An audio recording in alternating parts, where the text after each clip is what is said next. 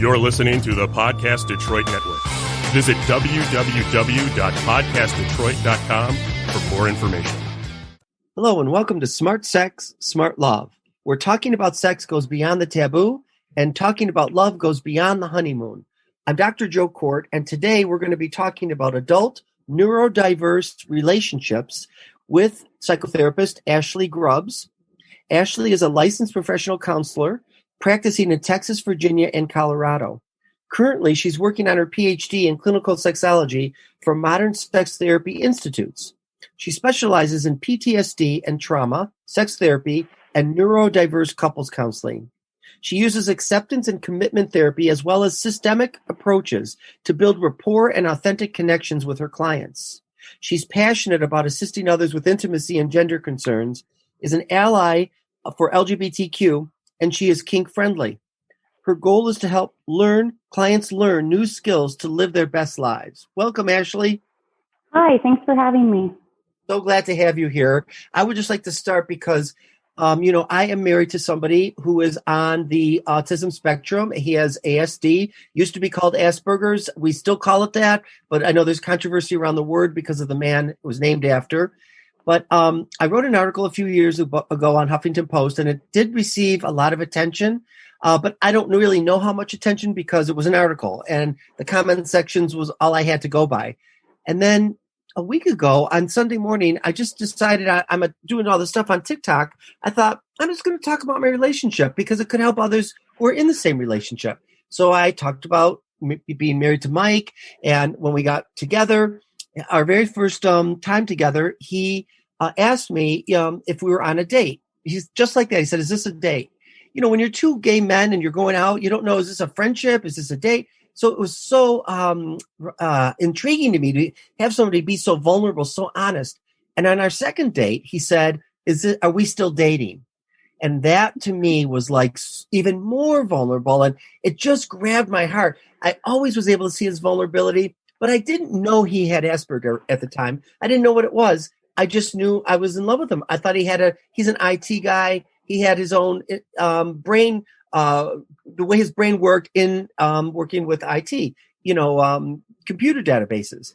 And so anyways, last week I went on there. I said that. I just did like a minute on it, and it on TikTok video, and it now has over 4 million views and thousands of comments, many of which are these couples where one is neurotypical like me, and their one other partners like my husband, neuroatypical.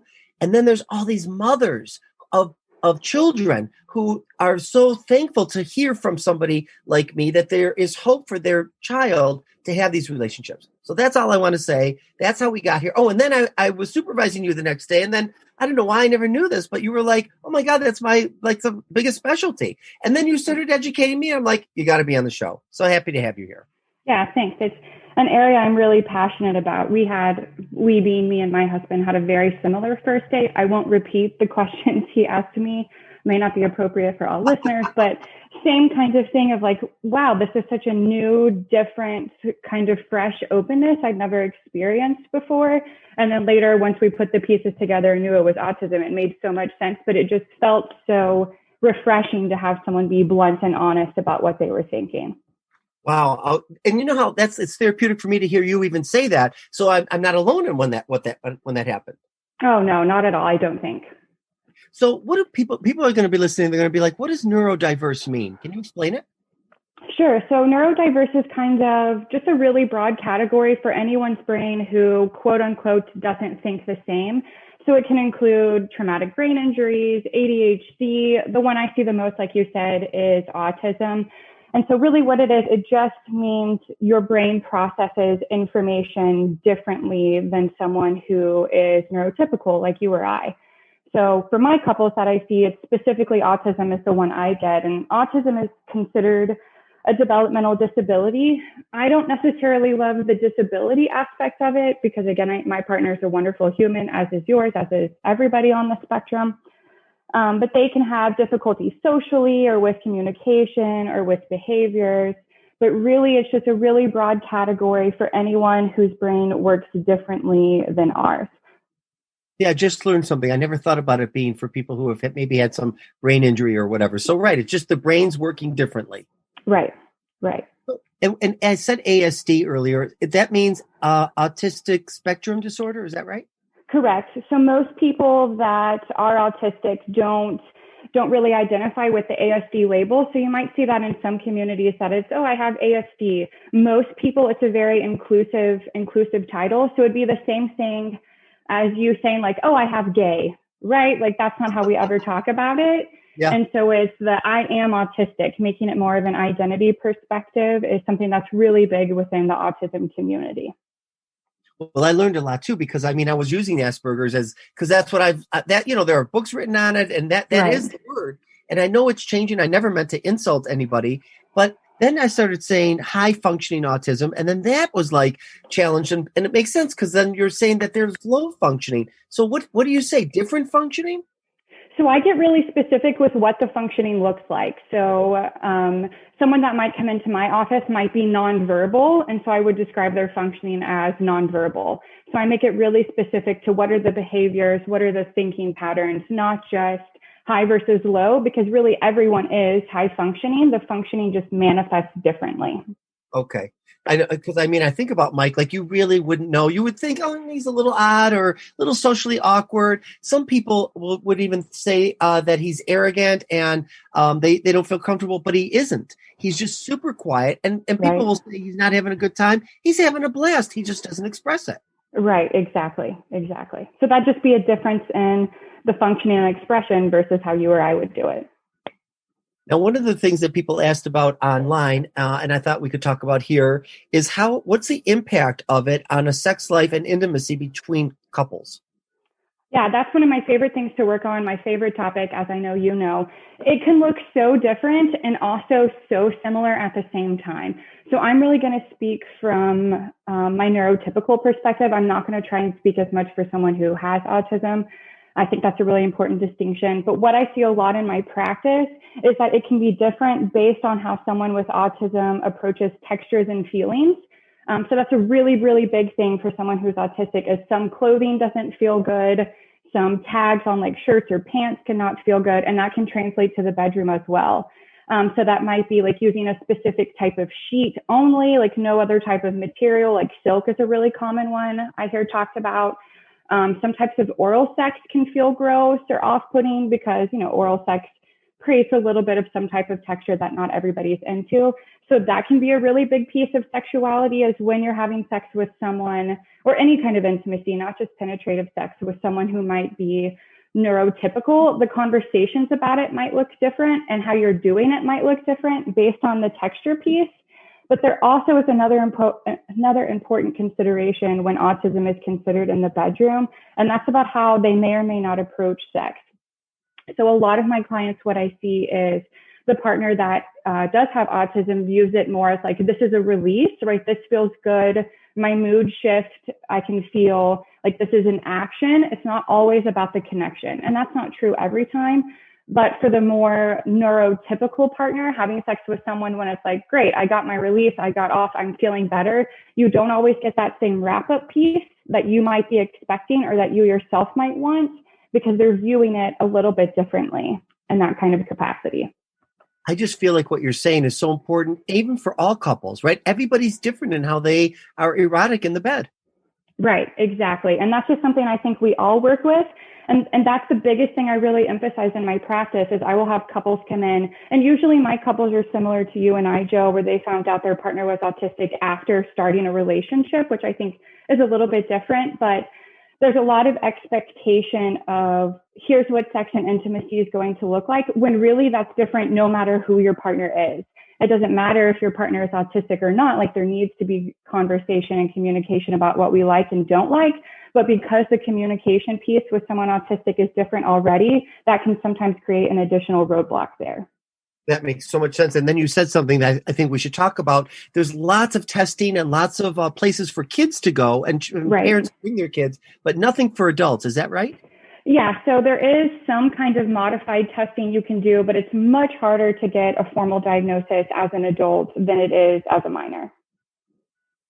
and this is frustrating. And a lot of people on TikTok in the comments are saying, we didn't know my husband was or my wife was until our child was diagnosed. And then it made sense. And that's how I realized it about Mike, not our children. We don't have that, but through my clients, through movies, through Sheldon on The Big Bang Theory, even though they don't say he has autism, he has everything, almost everything about Sheldon is the same as my husband. And that was the only way to figure it out. Right. I think it's just a lot of communication. And I think, so this is what I would advocate for anyone listening who's questioning like, oh, am I on the spectrum? Is my partner on the spectrum? Is just to go to a therapist and have them talk about it. There's also a lot of online assessments you can do. You can get a pretty accurate formal diagnosis without anyone writing it down on a piece of paper like, oh, yes, this is what it is. The other thing you said when we were talking about it for the show, and it was actually a relief to hear you say this, is that for the neurotypical partner, they have to do more of the modifying toward the neuroatypical partner. Is that what you said? Oh, yes. That's so huge. I'm involved in a lot of neurodiverse communities. And what I see a lot for people, not in my office, but just out, in the world, casually experiencing life, is that the neurotypical person normally is saying, like, my partner's the weird one. They're the one who thinks differently. How can I get them to view things on my level? How can I get them to show more empathy? How can I get them to communicate how I want?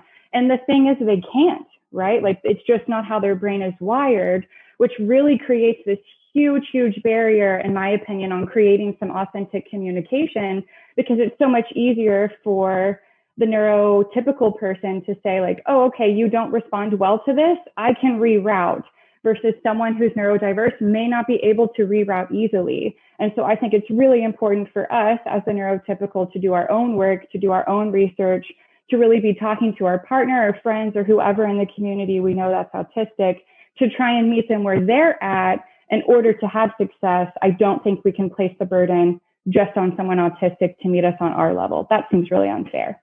Yeah, and in my therapy room, when I've worked with these couples, the neurotypical partners are resentful of this. They get very right.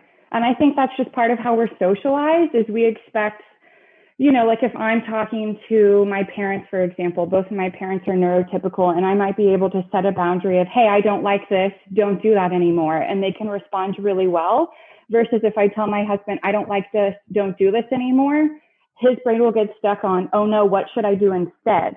Like, they can hear your request, they can take in your information, but because the brain is processing differently just by how it's set up, we're creating all of these barriers. And so there can be a level of resentment there, but I think you can also do some work on yourself of like, do we really need it to be our way all the time? No, there has to be a way to meet in the middle where both partners are getting their needs met at the same time.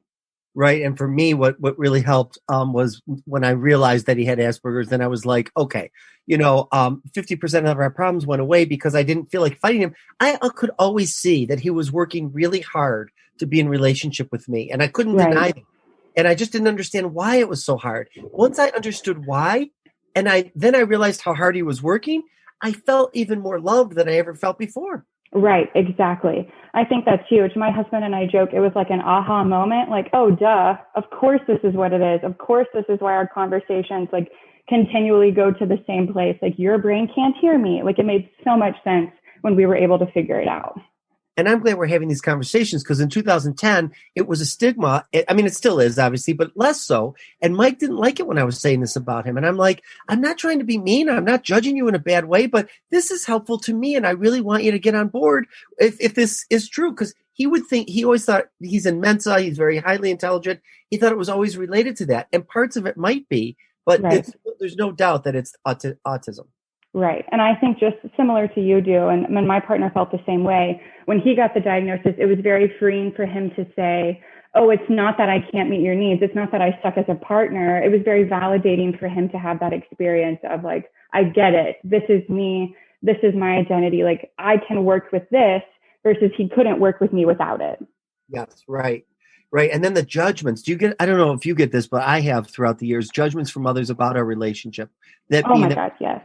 Yeah. Like what? Can you say what you've heard or? Sure. So I think it's exactly what probably Mike was experiencing, is autism gets this like weird low-key judgment about what that looks like, what that feels like, like how our conversations must go, like people just assuming Alex is a certain kind of way. And if you met my husband, like I swear he's a genius. He's so intelligent. He's so thoughtful. Like he meets my needs better than any previous partner I've ever had. But the stigma of like, oh, someone who's autistic, like must not be able to feel like the robot vibe. You know what I mean? Like Yes. a lot of judgment of like, he must be a robot. We had someone close to us joke about what our sex life must be, because having sex with a robot, you know, wouldn't be fun, when that's the total opposite of our reality. And so it's exactly what you're saying. Like this misconception of autism is like a bad disease, like a death sentence.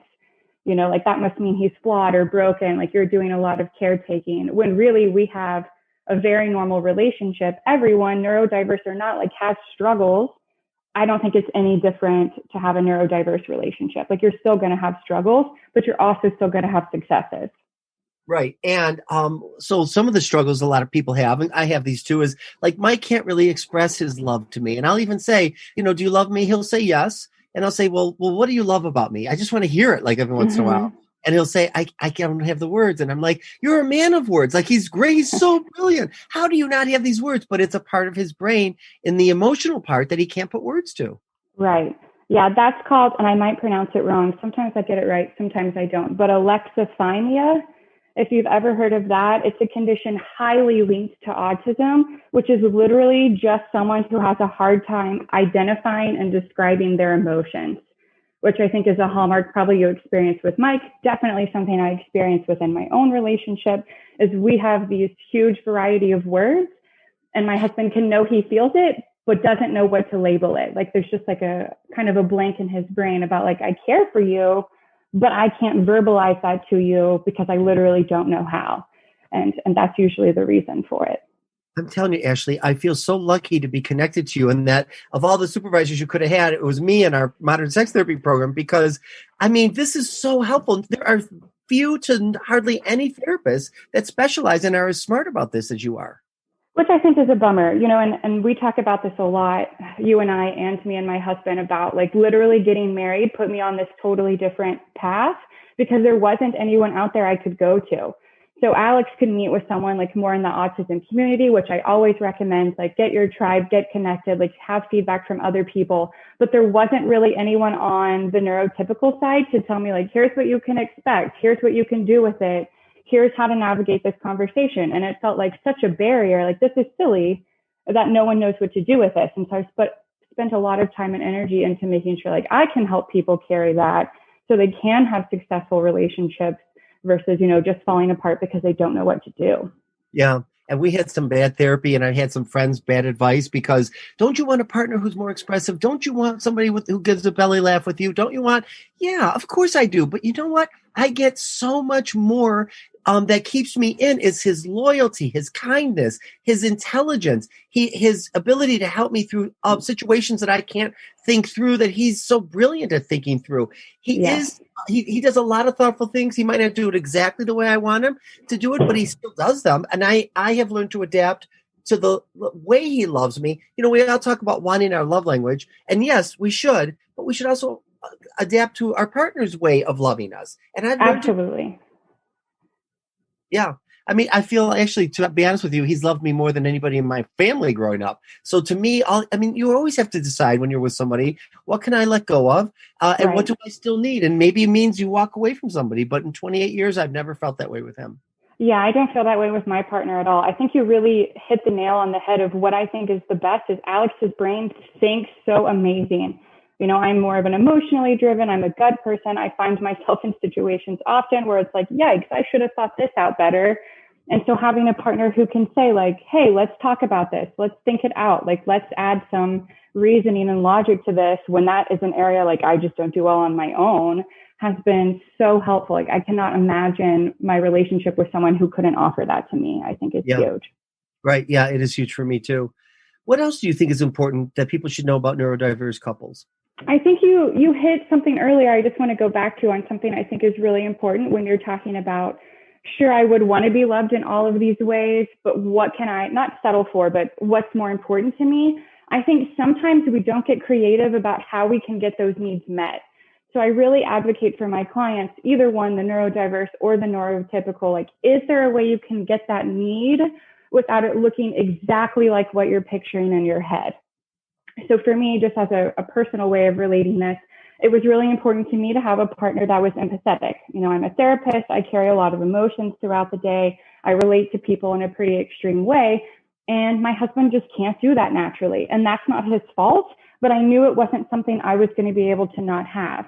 So we sat down and got really creative about how can I feel empathy? How can I feel you get my emotions when you cannot do that the way I envision in my head? So for us, it's very formulaic.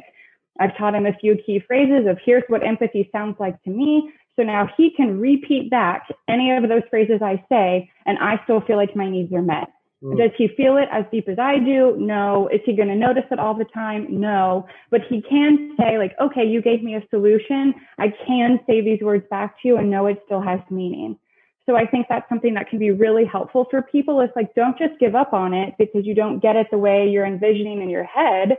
Like, that's the benefit of having a partner, is to be able to sit and talk and say, like, what works for you? What doesn't work for you? Like, how can we add and manipulate this to where we're all happy?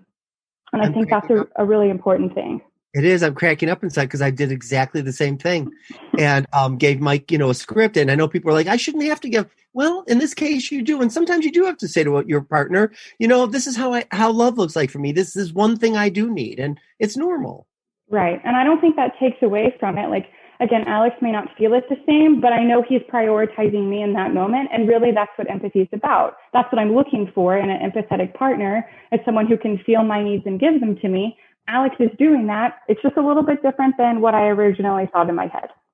Yes. And the other thing that people, I think it's a huge misconception, is that people on the autism spectrum do not feel empathy. That couldn't be further from the truth. Mike is so very empathic, right? Right. Absolutely. And that's the thing is, in my opinion, they being anyone autistic, feel things so deeply. It's the verbalizing piece where it gets stuck. And I'm sure you experience this with Mike sometimes. Alex will have a really strong feeling and he'll be silent about it. He'll need a lot of time to think about it, a lot of time to process it, just to be able to tell me 2 sentences at the end, because the feeling is so deep that having the words to assign to them is so hard. So empathy is definitely there. It's really, really strong. It's just, how do we act on it? How do we verbalize it? That I think is a little bit of the disconnect there. And it was the cause of a lot of our arguments over time, because I had to wait so long, and sometimes it would take too long. I didn't understand. And sometimes it's still frustrating because I'd like a response with more words and sooner. And it just doesn't happen because that's not how his brain works. Yeah. Exactly. And I think that's something the neurotypical partner, like, that's kind of our responsibility, is to say, like, okay, I would love for this to happen in the next 5 minutes, but I can see by the look on your face, that's not going to happen. So, like, giving space and time, I think, is really important, but also still being able to say, I'm disappointed. I wish we would have been able to do this earlier, but I know that's not your fault. Like, to still be able to share some of the downsides, like how we're feeling about it, without placing blame on our partner. That's so well said. I know people listen to this, and I've had friends say, I could never be with a partner like Mike. I need so much more. And I get it. But I will tell you that people who have put in the comment sections, which has been therapeutic for me on TikTok, have said, yeah, I didn't know this about him, and may not have chosen it before I met him, but being with him, it's all worth it. Everybody says it's all worth it. Yes. Yeah, I totally agree. I think prior to Alex, if someone had said, do you want to be with an autistic partner? I don't know what I would have thought. I don't think it would have been necessarily a hard yes. Although now being in that relationship, it would never be a hard no. I don't think ever. I feel the same way. And I hope that moms and parents, dads, whomever are listening to this or will listen to this, because honestly, I really had no idea. It makes sense now, but in my mind, I was thinking, this will help some other couples.